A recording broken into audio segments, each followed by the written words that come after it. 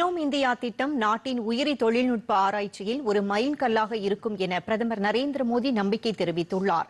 தில்லியில் நடைபெற்ற மரபணுவியல் தரவு மாநாட்டில் காணொலி காட்சி மூலம் அவர் கலந்து கொண்டு உரையாற்றினார்.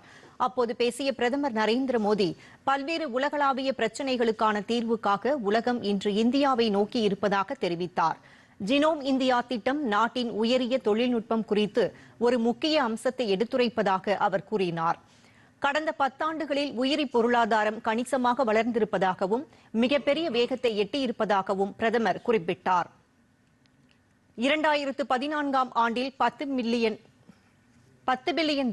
மதிப்பிட்ட உயிரி பொருளாதாரம் தற்போது $150 பில்லியன் அதிகரித்துள்ளது என்று அவர் மகிழ்ச்சி தெரிவித்தார். உலகின் ஒரு மருந்து மையமாக இந்தியா சிறப்பு அடையாளத்தை உருவாக்கியுள்ளது என்றும் கோடிக்கணக்கான மக்களுக்கு இலவச மருத்துவ சிகிச்சை வழங்கப்பட்டு வருவதாகவும் பிரதமர் நரேந்திர மோடி கூறினார். साल 2014